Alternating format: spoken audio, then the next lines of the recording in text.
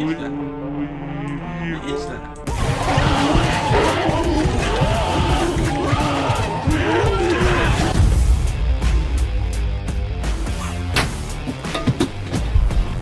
With each year, Minecraft only grows bigger and keeps its image all the more squeaky clean, kid-friendly, fostering positive creativity, but not all of that creativity is positive. Some of it is downright horrifying.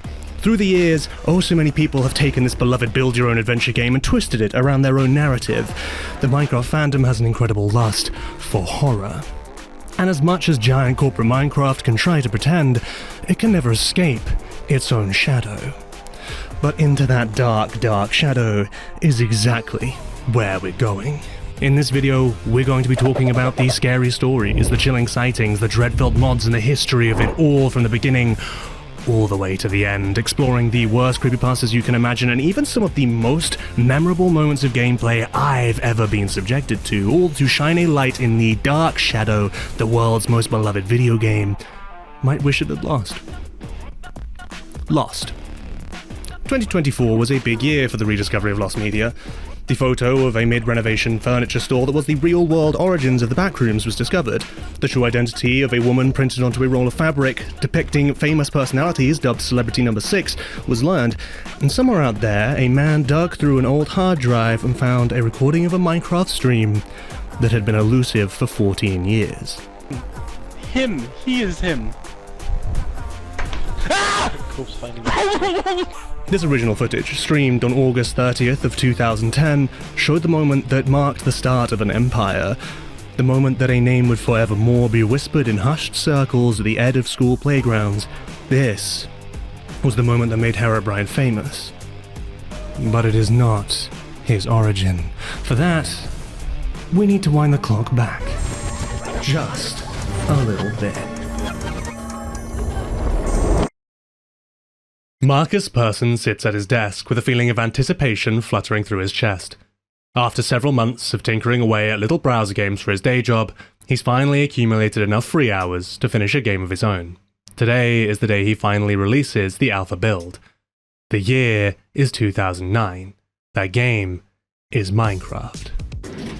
Marcus, better known as Notch, was a coder for the game company King, who you may know for their indie darling first-person RPG, Candy Crush Saga, though this wasn't a game Notch was involved with. Instead, Notch helped build games you've never heard of with the programming language Java.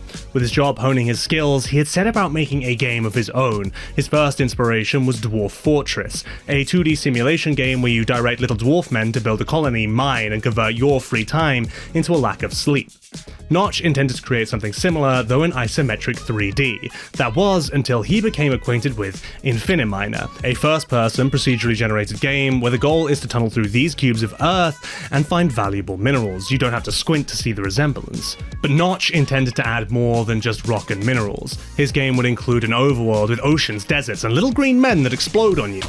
So Notch released the alpha build of the game. The original release that could be played by members of the public was so bare bones, it didn't have redstone, it didn't have cows, it didn't have water, biomes were barely a thing. Just a simple world made of these breakable cubes known as voxels, trees, the aforementioned exploding green men, and some basic minerals to dig for.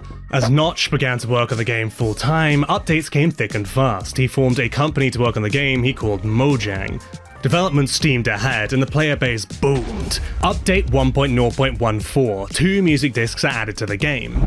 These records can be obtained from dungeon chests protected by many monsters known as mobs, or weirdly they can be dropped by a creeper who is shot by a skeleton, a creeper being the explodey green man and skeletons being what stops you from falling over.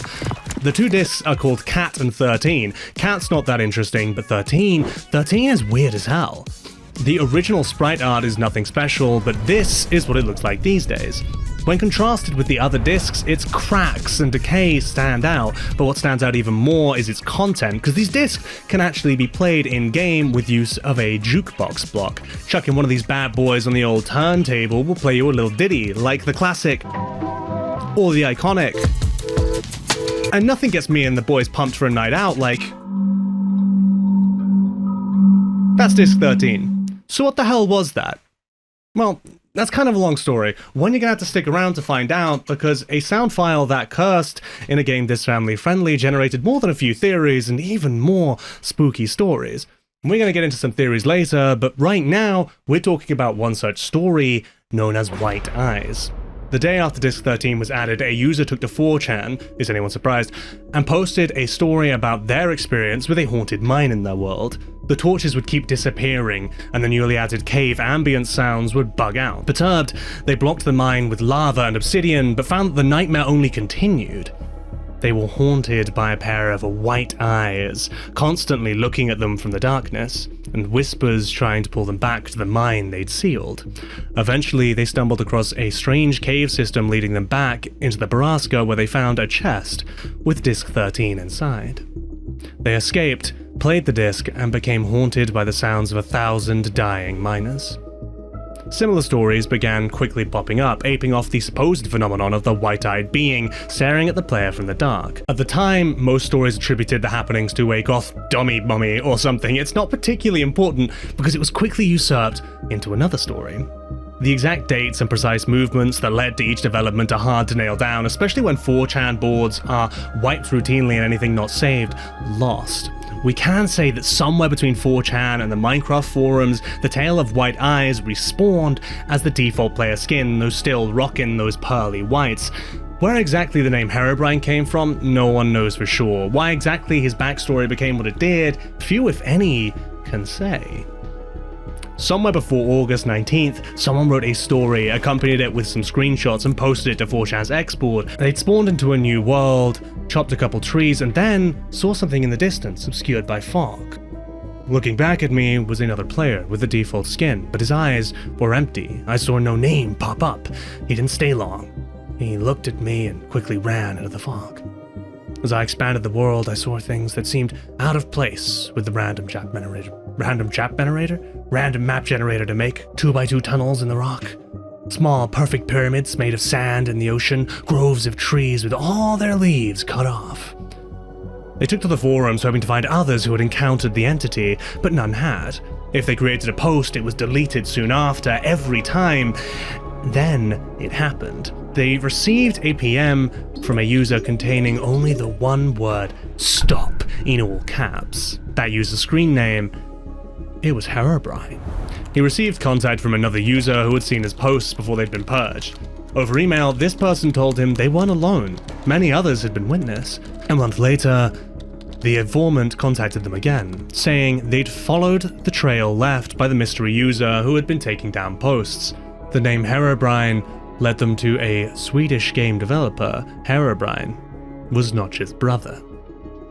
They managed to get an email through to the man asking if he indeed had a brother. I did. But he's no longer with us. Notch.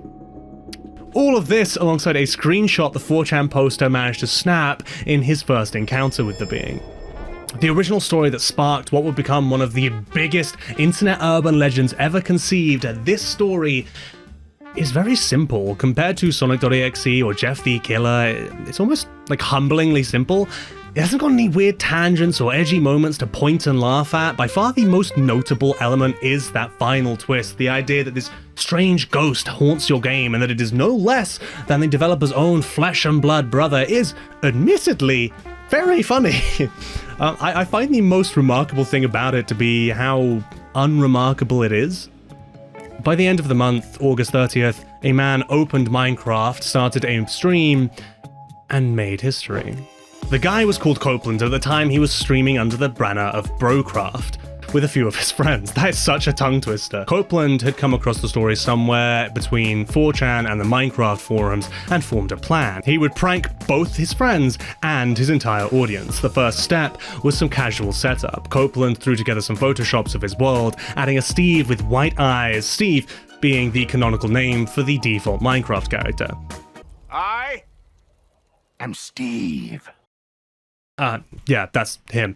Copeland posted the images where his audience would see, and after planting the idea that this entity was quietly haunting him Haunting him, he made some alterations to his default texture pack. In the game, you can easily change what objects in the world look like, replace them with different art, and there are thousands of texture packs available, but Copeland just wanted to alter one thing: the humble painting, an item that's been in the game since practically the start. Placing one on a wall will draw from a pool of options, different shapes, sizes, and images, but Copeland changed just one of these options, a 2x1. He logged into his stream and played while chatting with his friends for 2 hours before bringing up him as he walks towards the room he had set up. He is him. As far as anyone was aware, he was just planning to add some furniture to a disused room. His cry of fear does play very genuine. The prank went without a hitch. Even people who knew him were a little fooled by the shenanigans, or at least that's what Copeland claims in interviews years past.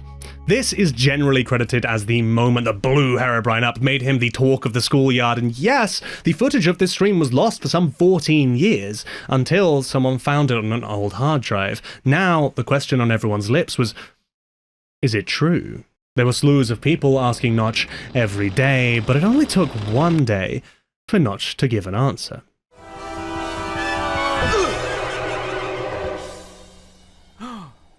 Minecon. By some coincidence, Minecraft's the game's convention, was the following day, August 31st. Speaking of fan-made works, are you aware of Herobrine, that rumor that's been going around of the Minecraft ghost? Yeah, him. Him. Is that actually something that you put into the game, or is it just a hoax? It's a hoax. Unfortunately.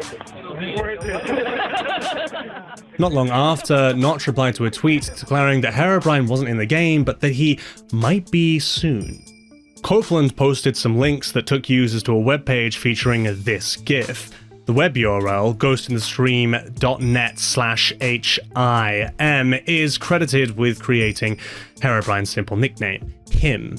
Copeland's streaming crew, Brocraft, was host to another streamer, Platimus. Platimus, presumably inspired by the antics of his peer, set about creating his own prank. Similar in concept, he would retexture what is presumed to have been an iron door to match the monster's image. Where Copeland's execution had gone smooth as a knife through butter, Platimus's was more like a small passenger vehicle through an oncoming express train. At first, everything went as planned. Platimus logged on, played for a little bit, and then came to the lava pool where he'd set the stage. He feigned panic, ran as far as he could, saved the game, and shut the stream off. Up to this point, everything was going just fine. 10 minutes later, Platimus returned and continued streaming, his dark interloper having supposedly left. Research runs a bit of a blank at this point. No archives of the stream seem to exist. Proving Platimus even exists is surprisingly difficult. At some point during the second half of his stream, Platimus could be overheard talking to his wife, explaining that he was trolling, that the whole thing had been a prank on his own audience. Whether this was a moment Platimus thought was private, an accidentally broadcast, or something he didn't care to hide, can't be confirmed. If anyone can give an answer, please leave it below. The fallout of this event drew a line in the Brocraft team. Copeland none too pleased with what Platimus had done. A few months later, the group went their separate ways, citing creative differences, but Herobrine, of course, lived on. Copeland tried his best to keep up with the ruse in spite for the next year, but at this point, Brocraft was a footnote in Herobrine's story. The community embraced him, and Herobrine became the biggest and longest-running meme in all of Minecraft. Herobrine was never brought to Minecraft officially, but he was removed with every patch, starting with version 1.2, or at least that's what the patch notes started to say. Soon, a user-created mod titled I Love You came to fruition, letting you summon Herobrine into your world. All you had to do was build this altar from gold blocks, netherrack, and mossy cobblestone. Once summoned, Herobrine would harass the player, edit the world, and lay traps, all of this becoming part of his generally accepted lore and power set. Why did it catch on so much? The answer is the enormous space for creativity that Minecraft allows, especially those earlier builds that felt so much more sparse and sandboxy. They begged you to create your own story. And then there's the liminal nature of Minecraft's nigh infinite worlds, and the little bits of ambience in the lonely dark as you mine away. It all adds up to be a perfect playground of creativity, not just to build whatever you want, but to imagine whatever story you want. To test if Minecraft did indeed have that little tinge of dread and fear I remembered, I opened up the game for the first time in what must have been 5 years or more. I wasted most of the day constructing Casa de Laurian. Now, I'm pretty proud of it. I've got my forge area, my pretty little cottage, and checked the winding wooden path around the mountain. When I had to go do some mining, I started my mine in the courtyard below my house and quickly found a water-filled crevasse. The folks over at Mojang have completely overhauled the terrain generation in recent years, and seeing the light of lava and hot stone glowing from the depths was giving me the heebie-jeebies. An hour or so later, I'd made it down into the deep slate. I knew I needed to get Y-58 for the best chance of finding diamonds, which just means really close to the lowest you can go. As I began to wander this weird, thin cavern section, I was struck by this. So strange. Really barely navigable.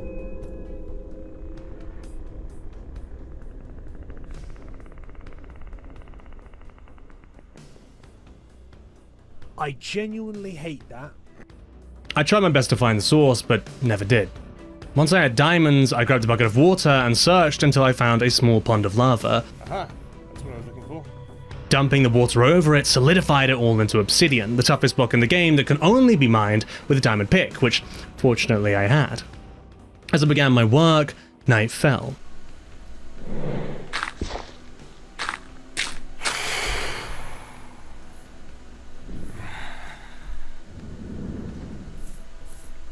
What the fuck is that? What the fuck is... Fuck! What is that? I tried to escape the thing by fleeing into the water. How did you nail the sound design? Because that was terrifying. The fact that just the general game sounds like a monster's trying to kill you means that when an unknown monster actually does try to kill you, you don't know. I can't... What's that noise? What's that noise? What is that? What is that? This is the worst! What is that? Oh god! This is the most unpleasant thing that has ever happened to me. Hollowing out a section of my mountain, I constructed this 3x2 structure and used a flint and tinder to light the center. This is a nether portal.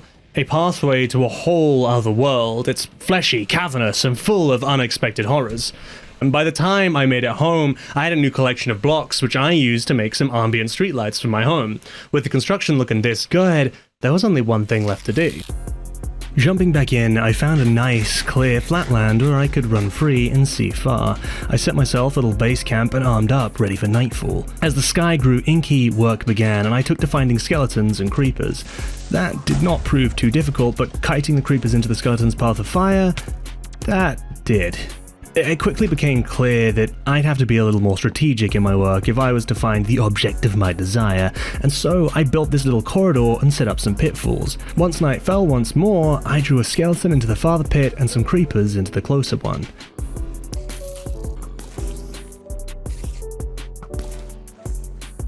It worked, and while none of these discs were the one I needed, the concept was proven. It took a few more nights, but eventually...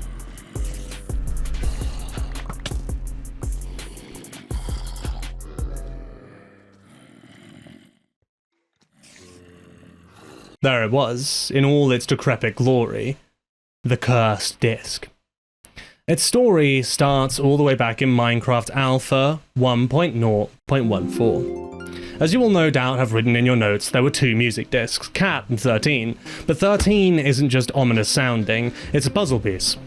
Amongst all of this strange ambient noise, cave ambience, there's an 11-second silence at exactly 1 minute and 30 seconds. This puzzle would not be completed until a year and a half later. Update Beta 1.9 Pre-Release 2, September 2011. Cauldrons, blaze powder, magma cream, and a slew of brand new music discs. Chirp. More. Malloy. 11. Star. And here you were thinking 13 was cursed. Now, don't get me wrong, men breathing heavily is one of my favorite sounds, but that was strange. How exactly does 11 become the second piece in our puzzle? Well, the answer is in that 13-second gap. Slot 11 into 13 silence, and between the two discs, we can glean a story. Something like this. The cave.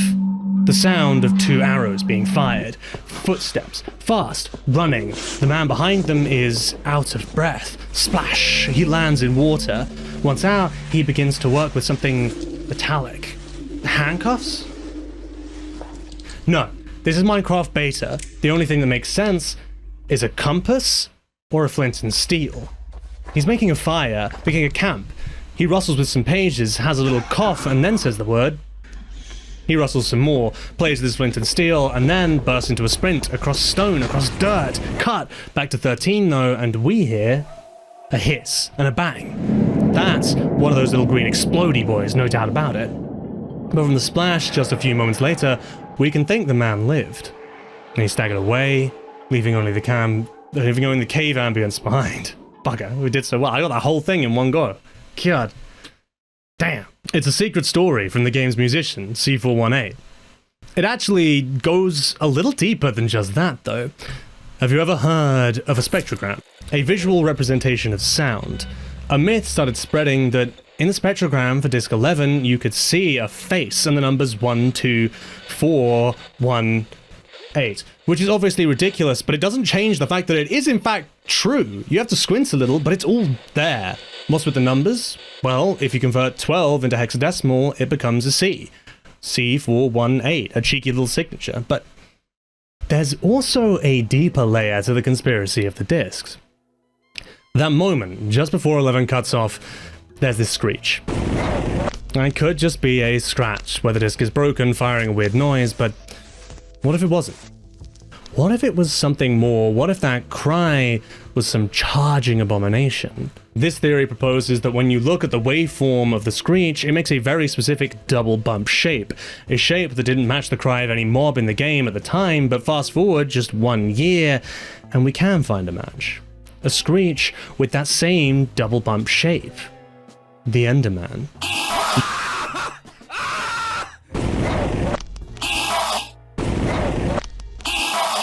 But the Enderman wasn't a thing when 11 came out, so how can that be?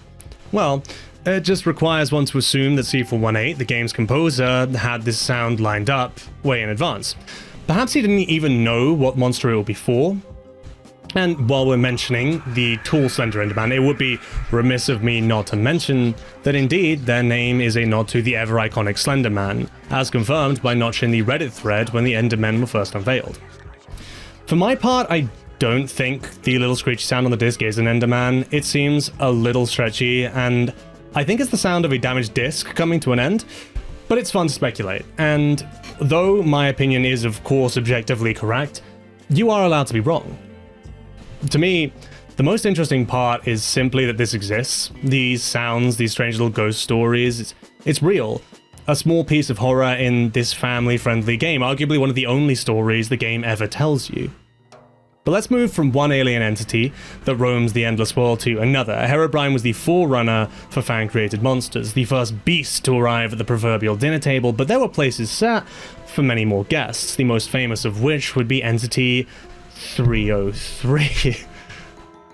like the fucking band, they have that song. Vegetarian, I ain't fucking scared of him.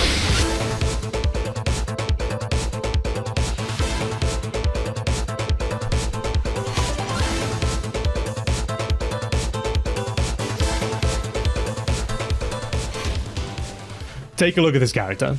What do you reckon his story is? Probably some evil guy that traipses all around your world, wrecks your stuff, and eventually breaks your game, right?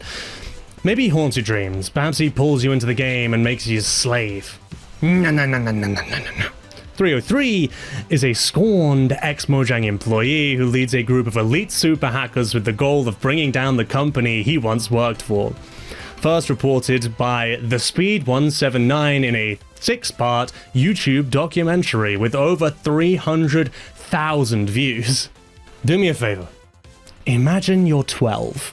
You've heard a lot about this guy Herobrine. You and your boys sit down around the lunch table and swear you saw him on the server that one time. Yeah, you think to yourself, Herobrine is pretty cool, but imagine if I created a new Herobrine. What if Herobrine is just trying to warn us about the bigger, badder monster? So you make a little PowerPoint on the family computer, download the free trial of Bandicam, and get your sister and her friends to provide backing vocals while you record in the front room. We were starting to get scared, and soon would be even more scared. The story you tell is one of you and a group of friends playing on your Minecraft server as you are beset by some interloper. He aggressively built, broke, and trapped your world, all without you ever catching a glimpse. Soon, you found yourselves under such assault, you cracked open the server logs to find an entity titled 303 was taking actions all across the world. The source code's going insane, as you chose to put it. One code reads, "Make a wish." You say your friends are having encounters in their own private worlds. Someone captured an image of some strange white-skinned player. You hit zoom and enhance to turn this screenshot into this. You don't seem to consider that this makes absolutely no sense. But you're not done telling the story yet. You've got another wrinkle to add.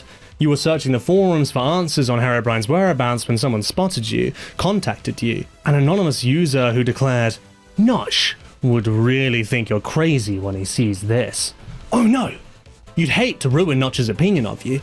You asked where Herobrine is and received only one curt and simple response. Herobrine is dead, and Entity 303 has replaced him. He bids you goodbye, human. So remember, if crap starts happening in your world, it may be Entity 303. Good luck, guys. Have a great life. There's so much you could hate about this, but there's just too much to love. I love that it's all in one take, floodlines and all. I love that at one point he seems to get distracted by a child in the room, the mouse click that hits like a shotgun blast every time he moves the slideshow forward. This is just part 1 of 6, and also a movie and some other stuff on the Speeds channel, and they contain such gems as the 4 other hackers that help 303, from Mask of Death, who controls gravity, to Mossy Nightmare, who camouflages with mossy cobblestone to trap players in dungeons.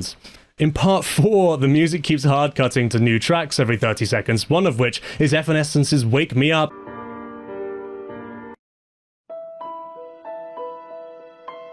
Overturing the secret meaning of Make a Wish. Fuck. It's the name of Noob Saibot's fatality in Mortal Kombat 9, where he duplicates himself and pulls his opponent in half. The extra secret meaning? Entity 303 and his team is Saibot. Entity 303 and his team are also Saibot's double. You are their opponent. They're gonna pull you in half. There is just no precedence for Mortal Kombat being brought up in this story. It comes out of nowhere. On top of all that, at one point it's explained that 303 went crazy because he was fired and his stepbrother was eaten by an alligator. Honest truth, it becomes a lot less fun after part 1 because the narration disappears and the writing at points becomes really hard to understand. But this was incredibly popular fan story, and one more thing to worry about when you're in the dark. Who's that Minecraft creepypasta character? Hint, Minecraft fuck. Hint, Herobrine came to warn us about him, and his name is based on game code. It's Entity 303! What? No, it's Null. It's Null. I didn't even black him out, that's just what he looks like. He does have an associated story written down in those squiggly lines we called letters, but that's not really where his story starts. It starts in a completely different medium. YouTube videos. With Minecraft ushering in a whole age of YouTube gaming content in a way that didn't really exist before, can it be any surprise that a lot of these start, well, here. Amongst all the Yogscast and Captain Sparkles, along came Josh. Josh came along. Josh came along. Josh got himself a little bit of a following playing video games while role-playing as a Spider-Man who every now and again sounds like he's battling off possession by a British ghost. And that's because he is British. Josh, I mean, not Spider-Man. But maybe if you guys want to see me go back over to that island, then just write in the comments. But Josh became known for a lot more than just washed up Webster web content. As any decently popular YouTube personality in the Minecraft space was wont to do, Along Came Josh had a multiplayer server where he and his friends and fans could come together and break bread and cobblestone and dirt and all the other blocks too. Josh got together a few of these folks and suddenly found themselves in a Null attack.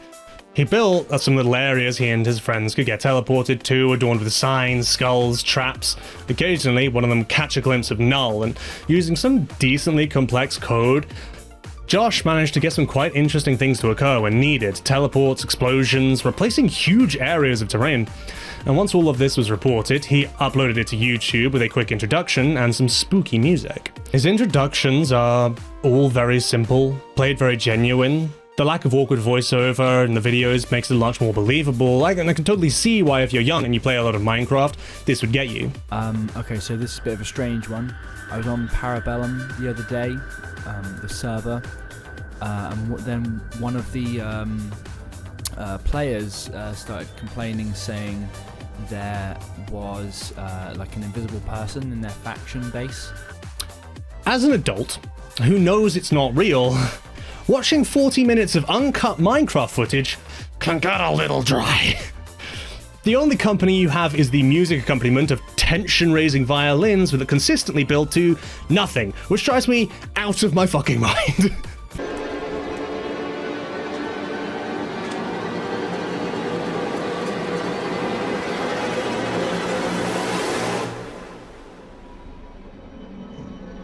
I'm gonna be honest, I didn't watch all 16 parts, and most of the ones I did watch, I scrubbed through.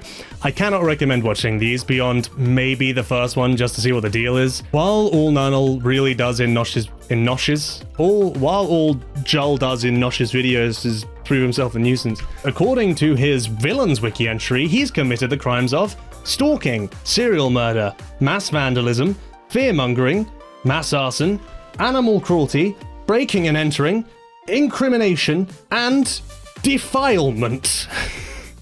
After part 5 of this series, a text-based encounter welled up somewhere around the internet. My guess would be this is written by one of Josh's excited fans. I would say Josh sanctioned it himself if it wasn't for the fact that I'm aware Josh is an adult and his first language is English. Now, I can't even read it. It's so fucked up. Now, we've all have heard... it's impossible. I have to read it visually. I can't do it by audio. Okay. Now, we've all have heard the story of the supposedly legendary Herobrine. I can't do it. I'm gonna read it. Now, we've all have heard the story of the supposedly legend of Herobrine. That's the first line. If that's not a bad sign... It's a bad sign. Yeah, I won't lie, this whole story is not that exciting. Our protagonist, whoever they might be, loads up an old edition of Minecraft and finds a redstone torch and a sign reading Null when lost in the woods. After making his way back to base, he hears a sound at the door, some kind of broken growl. Spooked, he heads outside and finds Herobrine. The game freezes and he's kicked back to the home screen. Irritated by what he assumes is some prank, our hero emails Mojang, who don't reply for 2 months, and then just tell him to shut the fuck up about it. So he opens the game to the latest version, which at the time was 1.7.2, putting us somewhere in early 2014. He makes a house and then logs off and doesn't come back for a few weeks because school is the priority. Then he eventually does log back on and he finds himself not in front of his old house, but deep underground. He walks along a dark hallway for several minutes before stumbling across Herobrine himself. Herobrine explains that he's been trapped in the game and that all of his supposed crimes against the player base are in fact perpetrated by Null. I'm so warm! Our protagonist then tells us that we can find more evidence on YouTube, where 5 sightings have been made. Because if we don't find out the truth of Null, well, then it's his game now. I don't really know what that means, and I don't really know what I'm supposed to do either. Am I just supposed to watch Along Came Josh on YouTube? He retired officially 2 years ago. I don't think that's gonna get us anywhere. Josh only has about 30 times the subscribers I do. I wouldn't think that's enough to have an impact on the Minecraft community, and yet, new sightings still get uploaded to this day. Josh's videos sit in the hundreds of thousands of views, and I need us to take a moment and take in Entity Null versus Herobrine versus all Minecraft mob and entity. Stop my mic a little bit. This is the whole thing.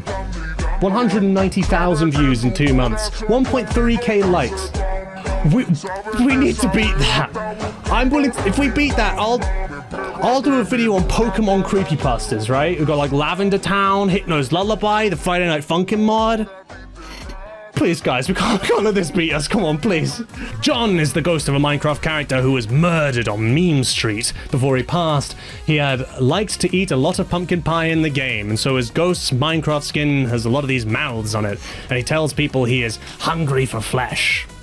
Entity Zero is a mod that Mojang accidentally let become self-aware when they left the office for holiday.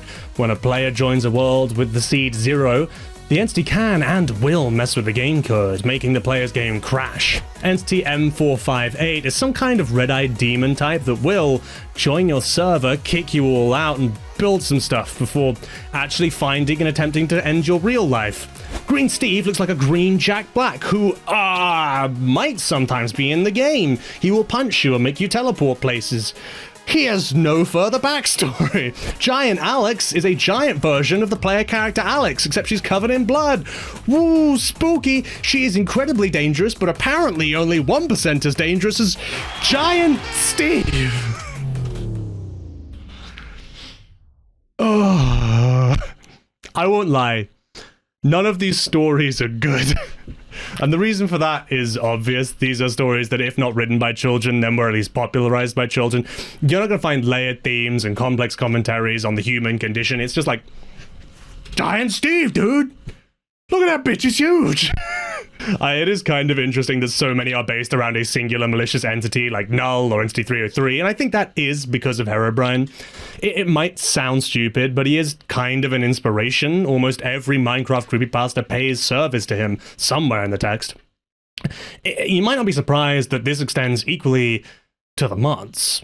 One of the many things that brought Herobrine into such repute were the game modifications way back, allowing you to summon him into your world.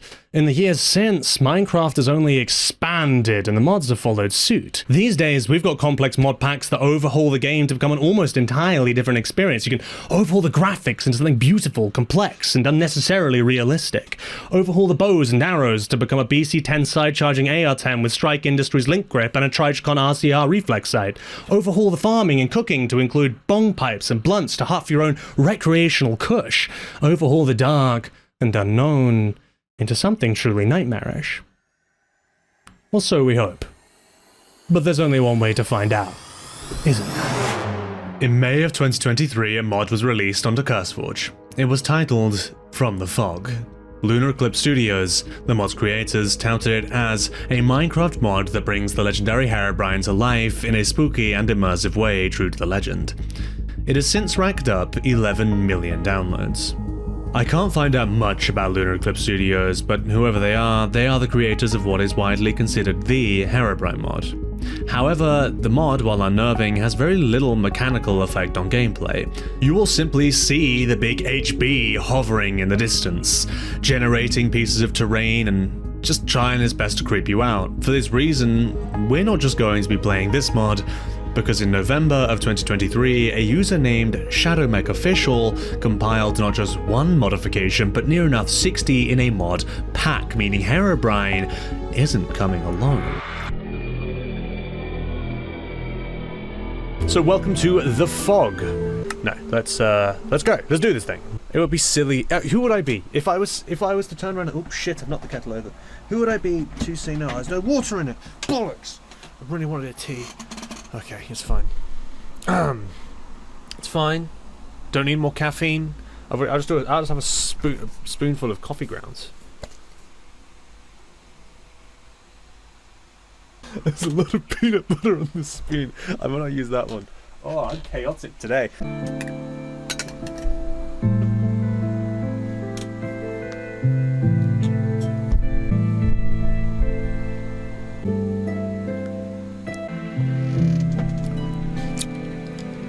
Yes, it's pretty good. It's pretty good actually. I expected it to be bad, but it's pretty tasty.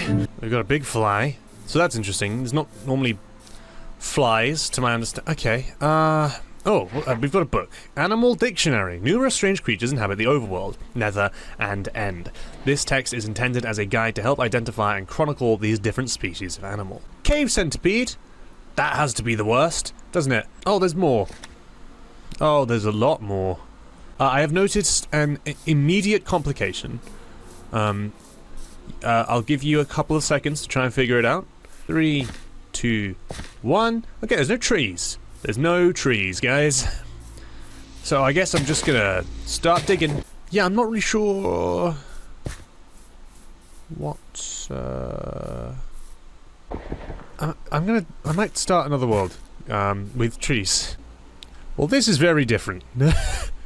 This is very different to the last one. Are you serious? It's so different. I just assumed it was supposed to be like this, but it's just a normal world. We'll just build a basic home to begin with. I said I wasn't going to worry about the colours, but man, that does piss me off. It does piss me off quite a bit. Some flies. We got. Oh, the spider can come through the window. Spider can come through the window. Spider can come through the window. And the ceiling. And the whole lot. Oh, good lord. Run. This bit is just Minecraft. With extra reverb.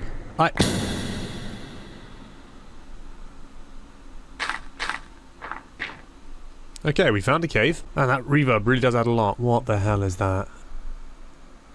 Oh, it's looking at me. It's looking at me.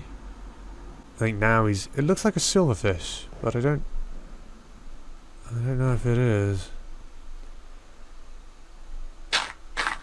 I don't like it either way. I'm going to leave. Hey buddy, please don't kill me. I don't want to die. What the fuck is that?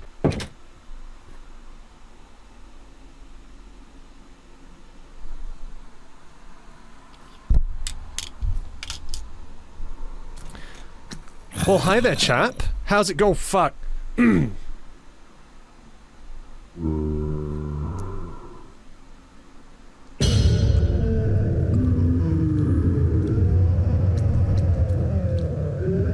That was genuinely terrifying. Okay, don't look at him.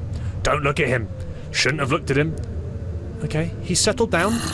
He's settled down, everyone. He's chill. He's calm. He's not calm. He's not calm. He's not calm. Okay. And everything is fine. That fucked with me pretty hard. I won't lie to you guys, I did jump. I did jump a little bit there. I don't know where he is. Is he gonna just... Did he teleport away? I think he might have left. I think that sound might have been him leaving. Hopefully.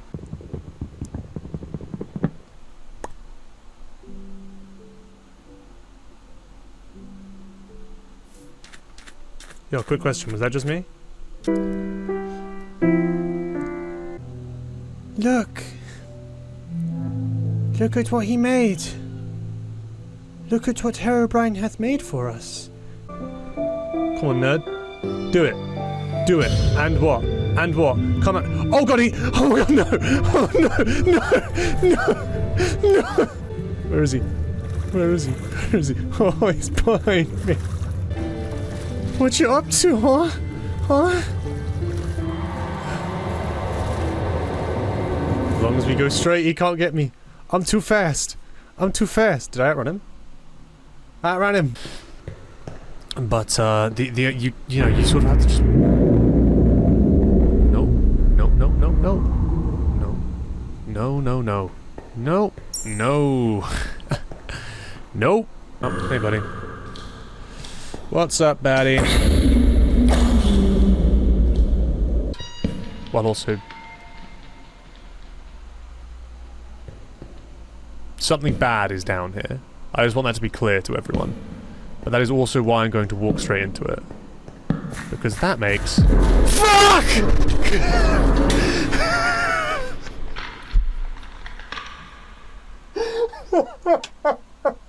That was so genuine!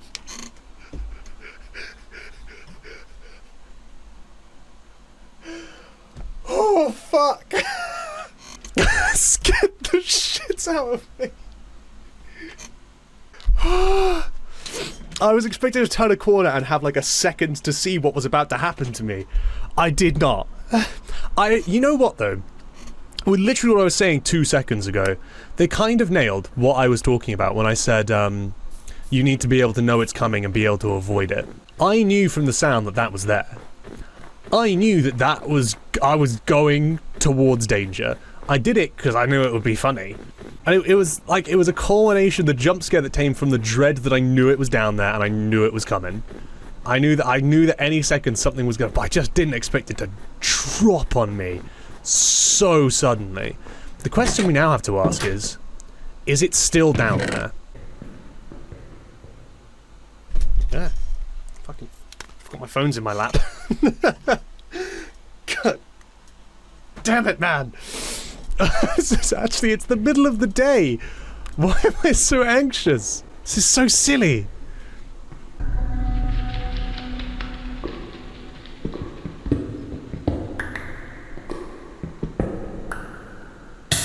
Oh, fuck. Oh, shit. Where are we at? Nah. All bark, no bite. There we go. Job's a good one. Head back up, craft diamond sword. As far as I'm concerned, mod complete. Mod conquered. Here we are, diamond pick, diamond sword. What else do you need? I moved house. Don't make a big deal out of it. Throughout this gameplay experience, I actually encountered something that could be described as a horror element around 4 times, and that might sound disappointing, but trust me when I tell you that it was fantastic. While I didn't see the entities all the time, I would hear them consistently. Every 5 minutes, a noise would echo through my mind, and I'd know they were there. The sound design making an incredible experience. The feeling of dread I held throughout the 2 hours I played of this mod had me enraptured. The anxiety that had been built up by several in-game nights tormented by noises, and the simple knowledge that there were creatures in the game aching to frighten me, tear me limb from limb. It was awesome. Once again, horror lives in the unknown. I doubt it would be as effective if it wasn't so carefully compiled. Why am I joining someone's server? How do I go back? What's going on? Oh, okay. Okay, so we're in someone's server. I feel like I'm intruding. Should we go look at their stuff? Oh.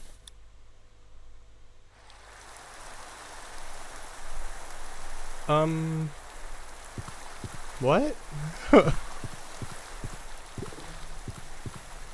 What do you mean?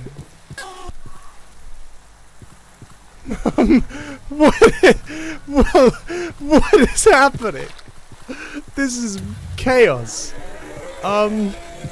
Hello. Hi, nice to meet. Oh. Yeah, this is a mod pack called Endless Horror, and it is about 150 horror mods stacked on top of each other, which led to one hell of an experience. Just watch. Hello. What are you? What kind of horror is this?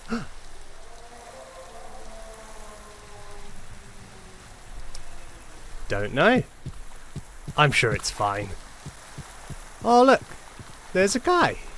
He's come to say hi. Alright, should we go inside? Should we see what's inside? So, I'm assuming I'm not really on someone's server. This is a, it's like a faux server is what I'm getting. It's supposed to... Ah, hello. Hey, buddy. Hey, old pal. The Infector. Apollyon. Well, I make my own choices. I'm my own person. Nice place you got here.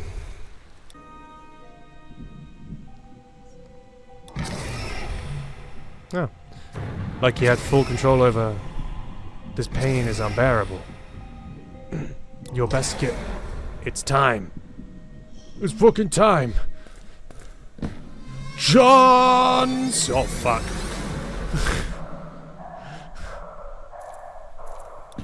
Get out of here, nerd. I'm out. I'm out. Oh, well, that's not great.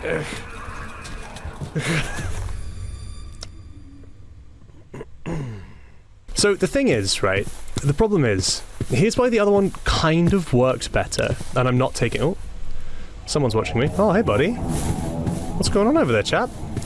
The other one kind of worked better because it wasn't so consistent. It wasn't so constant. It let me, like, build a sense of, like, just everywhere I look, there's just another horror. It just gets kind of silly, you know? It's like I can't get invested in the experience. It was the slow build-up, the knowing that something was going to happen, but I didn't know when I didn't have that power, it made me get a little bit more tense. It was that I had invested in taking time to get into the world. When it just keeps throwing things at you like this, you're just like, oh, cool. I'm sure that's fine. I'm sure that's normal. Oh look, there's Herobrine. There he is. What are you doing, you cheeky fucker? Get over it. Hey buddy, I'm gonna get you. I'm gonna get you. Oh look, there's another one. Like, find me. Why should I? Why don't you find me, huh? So I think this is a really good representation of exactly why the fog actually worked really well as a horror mod. You had to look, there's a guy over there. Oh, what's that? Oh, hey buddy. Ah. I really want to get into the water and start sailing because I want to see if, like in the last mod, we can just outrun all of our problems. Can you see me? I don't know, Chief. Darkness keeps descending upon me. Very hard to say anymore. Haha! I've done it! Huh, I'm off. What can I do for you? It's definitely gonna try and strangle me, isn't it? It's gonna be a, Oh, I kinda wanna see. Go on! What are you gonna do? What are you gonna do? Hello, Balloon. Hello? It's Balloon. Go on. What have you got? What have you got for me, Balloon? You popped. Oh. Oh. Hello. What have we got over here?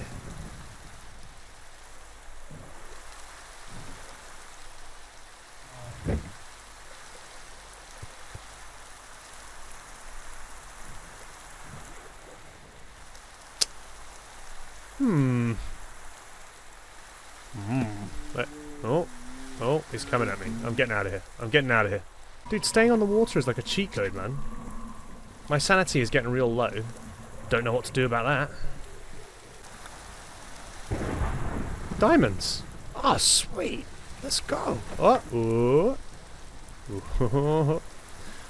Dude, I'm killing this. Ah, it's almost... Ah, no. That's cheating. Can't freeze me in place. You stole my bloody boat! Oh, I've gone fully insane now. I've got nothing left. I've got nothing left.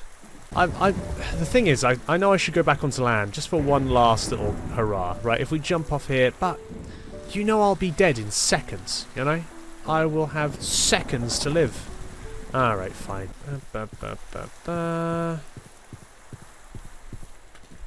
Oh, hey guys. Looking cute.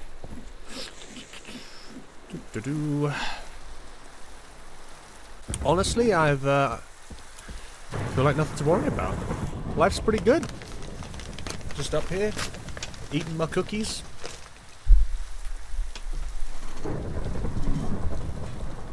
Having the time of my life.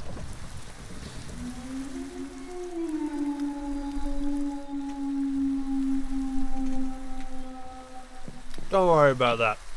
It'll pass.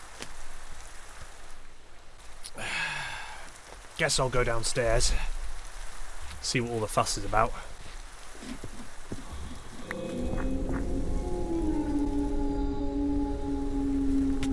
What?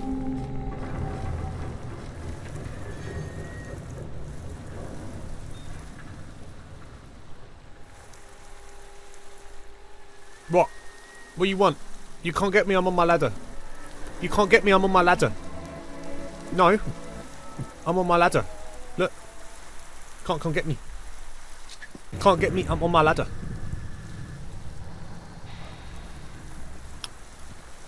What? What can I do for you, champ? Can't come get me because I'm on my ladder.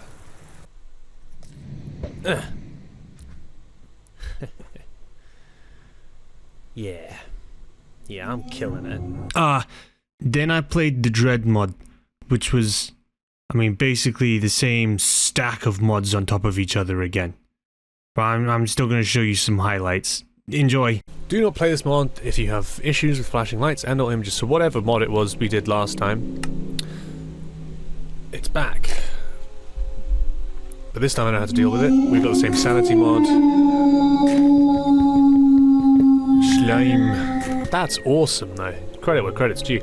I've just installed 100. Hello, strange dear. I've installed 145. Gerald joined the game. This is the same mod again. I find a villager friend. Hello. Ah, it's the Midnight Lurker. Golem, get him! Kick his ass! Kick his ass, Golem!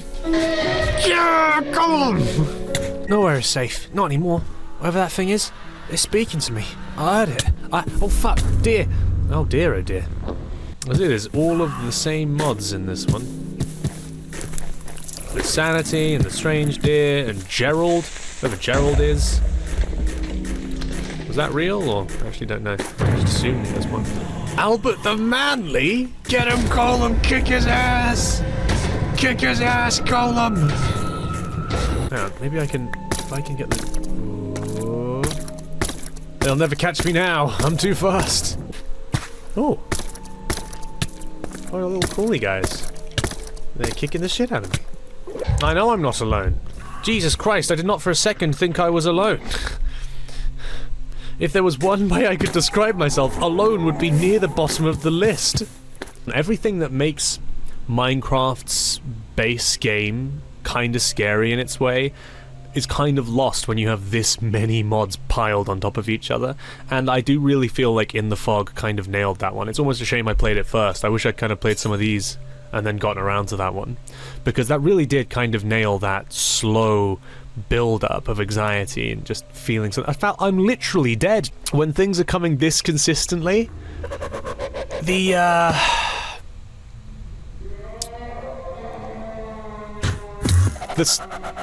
soft edges sort of start to show, you know? And when something's supposed to be scary and it kills itself trying to get to me over and over again, you know, it quickly becomes a slightly different experience. Look at this, man!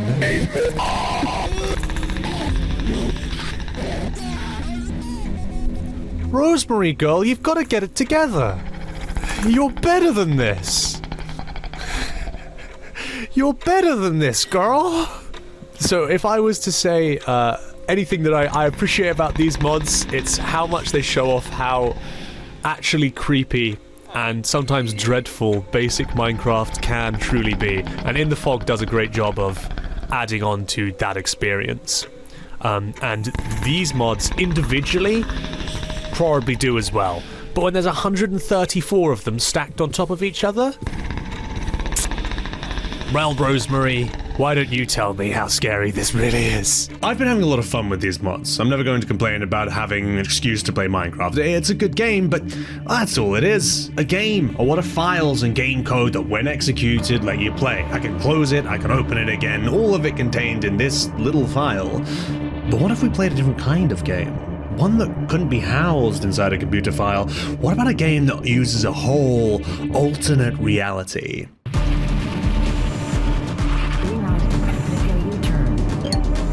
So, here you can see all the pets.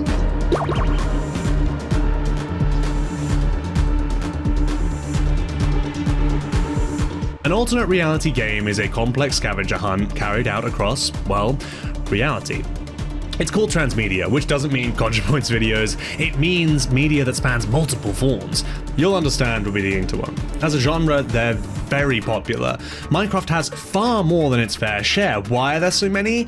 Most games don't have more than a few, but Minecraft, endless, and almost all of them meant to creep you out.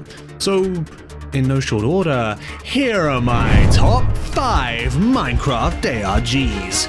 Number 5.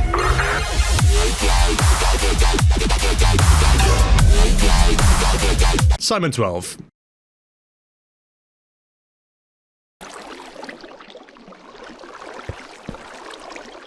A story told out of order via the in-game recordings of Simon, a school-aged boy playing Minecraft. His goal is beating the Ender Dragon, but he begins to receive uncanny messages in his single-player world, seemingly from his friend Angelo. As Simon tries to progress further towards his goal, strange things begin to happen. Holes in the earth, trees appearing with no leaves, and most disturbingly of all, great thin pits appearing directly below the beds. keeping attuned to all the little clues and details, you'll realize that it's not Angelo messaging him. It's some kind of mimic, a Herobrine-like being inside Simon's game. When Simon perseveres and makes it to the Ender Dragon, his glory is stolen from him as it disappears into a cloud of smoke. The thing pretending to be his friend appears before him only to torment, and Simon bins the game file. He tries to move on, but when playing with what he believes is the real Angelo in a new world, he realizes his friend doesn't seem to remember key moments from their friendship. Angelo wasn't just mimicked, he was captured.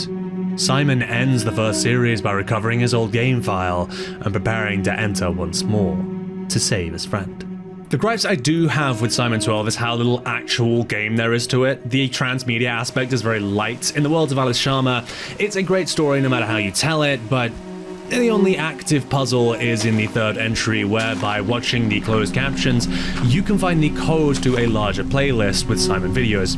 Ignoring that, however, so many little details that are great fun to pick into for those paying attention, from monsters hidden in the dark, just how Simon chooses to message the audience. This story has been very carefully crafted and presented. Its short runtime makes it an easy recommendation. But if you were looking for an ARG with more interactive game elements, I'd recommend Number 4. Oldroot. On July 11th, 2014, Lewis Green received a private message across Reddit. It read, "This is the beginning. Those who are pure will see what hides in the darkness." Below it was a link to this image. Lewis, unsure of what to make of the message, posted it to the Minecraft subreddit and explained it had been sent by a user named Oldroot. The first person to make headway into the mystery brightened the image to see what hides in the darkness. When he did so, he found that he could make out not just the shadowy figure in the distance, but a faded web URL. The hunt had begun. The URL led to a SoundCloud page which contained 2 tracks, both of which could be ran through a spectrogram to provide yet further clues. One would read Silent Raven, and the other displayed an Imgur URL leading to this image. Silent Raven would later turn out to be the password to an uncovered Oldroot Tumblr, which itself contained yet more clues. The investigators pressed forward into the mystery, descending into the hidden mysteries they called Oldroot. They found themselves traipsing through Minecraft servers where Oldroot sightings were rumored. They dealt with false prophets, people trying to mislead the hunt on behalf of its mysterious author. The story that began to unfold within Oldroot started with The Raven. That is, Edgar Allan Poe's masterpiece of Gothic literature. The poem, published in 1845, is the story of a grieving man who was visited by a raven, only able to utter the word nevermore. It refuses to leave, and the nameless narrator quickly becomes to the idea that it is a prophet, an allegory for the grief he feels at the loss of his love for Lenore. When he asks if he will see her again, it only replies, nevermore.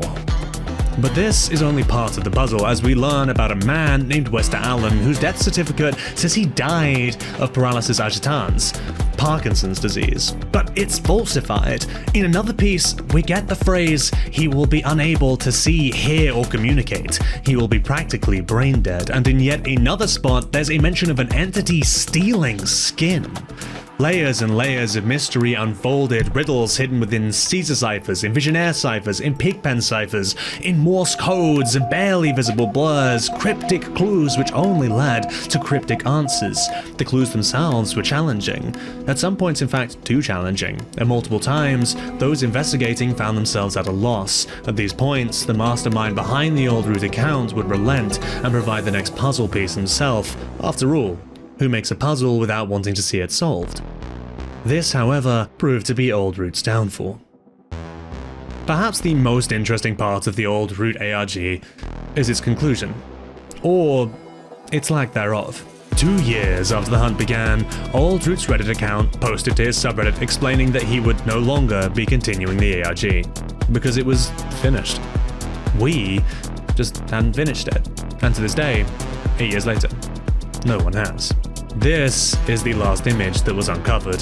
The code at the bottom has been run through every test anyone can think of, but it has yet to lead to the next step. Perhaps, one day, someone will get to the end of this trail. For now, the Oldroot mystery remains unsolved.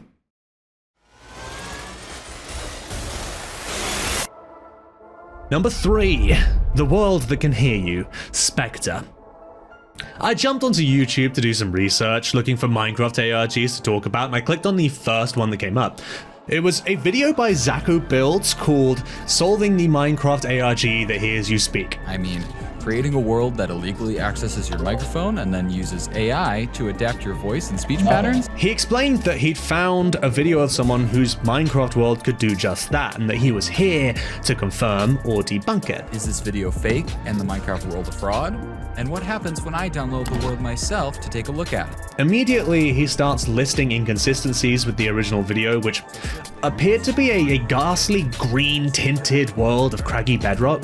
The player will spawn with a book that describes a variety of ghost types. Whoever uploaded the original video had been hunting for ghosts, specifically something called a lemur, which existed in this Minecraft world. At the end of the video in question, this ghost found him and dragged him to his death. The creature seen at the end of the video that actually ends up killing the YouTuber via pulling him into the void. Before that happened though, the guy stumbled across something, perhaps even more strange. A jukebox appears to talk back to the YouTuber using his own voice. He found a jukebox that spoke back to him using words he had previously spoken in-game. His assertion was that somehow, while he was playing, the game was monitoring his microphone and remixing his own words into new sentences. It's all very weird. Like, how could any of that possibly be real? These were edited in during post due to the shoddy freeze frame in the background seen right here. This Zacho guy sounds pretty smart. He surely would know this has to be all made up. Things get even more confusing when Zacho plays a clip of the original video and the guy sounds so similar to him. Like, okay, listen to this. Holy, you can talk to me using my voice? That's right, this world is not only listening to the player's voice, but also recording it and pumping it back to the player. Zacho explains he'd found the world file on the guy's Patreon and was going to check it out. Yep, I genuinely paid $5 for a niche Minecraft ARG. Immediately, the world was not that garish green, and Zacho heads straight for the talking music box that did not talk back, to the surprise of no one. He did, however, find a sign that told him to head upwards, which he did with creative mode, and he found a giant layer of bedrock in the sky. I could look if there's anything above here. What? That's the same world. Well, I gotta go up. What is happening? Zacho himself says, I don't even know world limit goes this high. Which it can't. The limit is Y320, which is only just above like this first layer of bedrock, but Zacho heads way above that and finds another layer. We can only assume that whoever made this world file found some strange exploit that does this to the lighting and extends the world limit somehow. He stumbles across a little lectern with a book in it, and he writes down the word subscribe. Listen, it's a solid option. It's a solid tester word, and you should do it. Hey, he's got a point. And then this happens. Subscribe. Oh, okay. Yes. This is good. Well, that's straight up impossible. That doesn't make any sense. Yeah, that's when I realized. Here I was sat thinking maybe I'd need to try an ARG out for myself rather than just watch one, and little did I know, I was already playing. This explanation of the ARG, this was just part of it, and when I checked the original video, yeah. Uploaded a month before on Zacho's own channel. I'd been played, and now I was playing. It's all a brilliantly concocted concept, the type of storytelling that could not exist outside of these ARGs and could not be executed by someone without an amount of pre-existing clout in the ARG community. That's a genius, creative way to tell a story derived once again from Minecraft. Think about the layers of pre-existing ideas that had to be in play to make this exist. Check it out for yourself, and if you're enjoying hearing about these ARGs, check out some of his other videos as well. Number 2. Don't look at the moon. Now, make no mistake, you might immediately think of the infamous Local 58 Broadcasting analog horror series, which is a banger series, and I respect your taste, but that's not what we're talking about. We're talking about a YouTube channel called Legend Finder. Legend Finder set out one day to test out some Minecraft urban legends he'd heard about. He tries jumping into an end portal at exactly midnight, which doesn't do a great deal. He stares at the moon for a bit with a compass before hiding, which is supposed to make the compass freak out, but nada. Then, he tries this one thing he heard about staring at the moon for an entire in-game night. That's something like 7 minutes, tracking the big pizza pie across the sky, but what's crazy is that it does something. When the moon finally takes its rest behind the skyline, Legend's PC dies. He tries to be rational, as can be seen in these DMs with his friend. He tries to consider that it could be a coincidence. His PC ain't fresh out the shop, it's possible. When he logs back onto the world though, he finds everything's been replaced with bedrock, which, if you've played Minecraft, you'll know that ain't normal. What Legend doesn't notice is the great hulking shape shambling through the background of his footage. Oh good lord, well, once someone points this out to him, Legend starts to freak, getting into a frenzy, an obsession with the game. But not even the game. Legend can't stop thinking about that big wheel of cheese afloat in a sea of stars. His notes start getting more frantic. His friends start becoming very concerned for his well-being, not least because Legend seems to be popping some anxiety meds called Psycho Silver that make Googles grimace and shrug. Eventually, Legend starts recording the moon outside, like IRL. Dude, they made the Minecraft moon a real thing? He ends up nearly dying in the snow, but his friend's there to save his ass. After that, Legend goes down a road of emancipating himself from his parents and going into hiding because of the moon agents. Dude loses his mind and then has to grapple with the reality that perhaps his grip on reality has slipped away and the pills he's been taking are not helping him, but instead making it all so much worse. Go check it out for yourself, or at least see this far more in-depth breakdown by RT60 on his channel. It's worth the time, and it's a community favorite for a reason. Number 1. For number 1, I was really looking for something that balanced all aspects of being an ARG. If you take Simon 12, you've got a great story without too much game or transmedia aspect of it. If you take Oldroot, you've got the opposite, all game with very little story. That's why for number 1, I picked... Don't look at the moon again, I guess. With all of these many Minecraft ARGs, I expected to find at least one that found a balance of game, transmedia stuff, story, and Minecraft, but I don't think any of them do. To me, the perfect Minecraft ARG would have the puzzles of Oldroot, the story of Simon 12, and while Don't Look at the Moon is nearly there, it's not really a Minecraft ARG. That's its selling point, that's how you package it to make people watch it, but after not even halfway through, it stops being anything to do with Minecraft. It's only the jumping off point. I think the perfect Minecraft ARG is still yet to be made, as far as I'm concerned.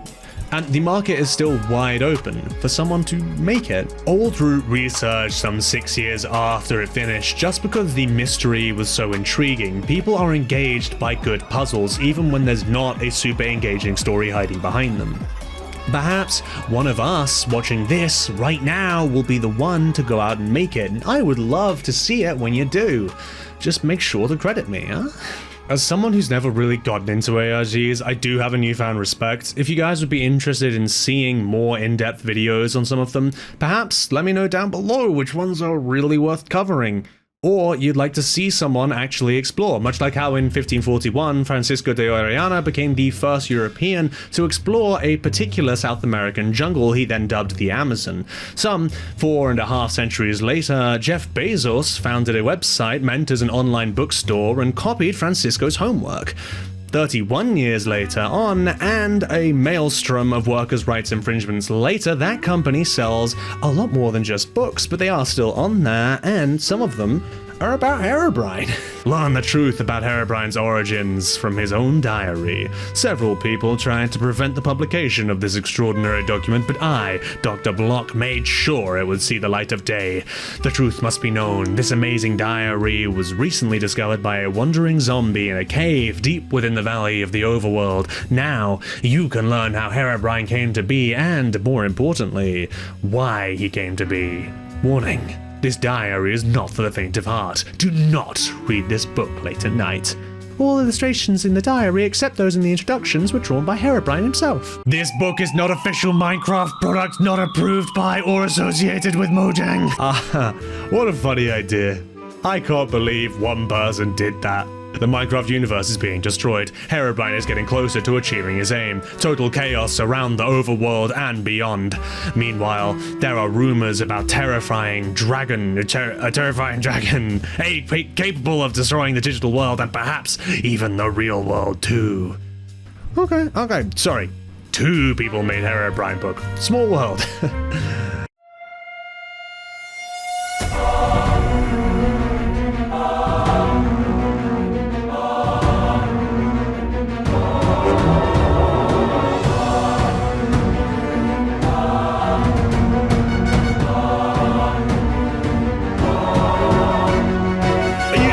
Understand yet? Herobrine, Minecraft horror, it's not just a niche interest, it's an industry. Thousands of people all across the world, like limpets on the hull of the good ship Herobrine, of the Minecraft Armada. Pump out more content, make more money from the eager masses. It never ends. The money train that keeps going on past the sunset. Now I'm one of them too. One more mouth suckling on Minecraft's scary little teat, and it's all pretty cool, isn't it? It's starting to become clear that with each of these creepypastas, Jeff, Sonic, Herobrine, I come out of them with the same synopsis. Isn't it cool how many places this got taken? How people took an idea and expanded on it, created their own thing. And not just Herobrine, but Minecraft as a whole. It opened the door to creativity for a lot of people. And I've come out of it with a greater respect for how scary Minecraft can be in its own way. It can be dreadful when you don't know what the noise coming from your mind is, and the tension the game can develop in the right scenarios. This video was a strange thing to try and make because there's no clear timeline to follow or any official releases we can focus on. It's like trying to cup your hands and catch a waterfall, and that means there's a lot more that could be talked about, and a lot of things I'm sure I missed. If I didn't talk about your favorite Minecraft horror property, put it in the comments below and maybe I'll do a follow-up and explore some more. While you're down there, click subscribe. Ding the bing, like, that good stuff. And if you like this, check out the video on Sonic.exe I made. It's more creepypasta about video games, and I think you might like it. Alright, I'll see you in the next one. Bitch, I'm big B, rolling through the streets in a 10-speed. Money on my mind, give a fuck about what a bitch think. I can't waste my time with a nigga, that's not like me. Gotta bust me down in them cubits, keep me icy. Let's go. Go, go, go. Hey, I think that's it, we're done. Blah.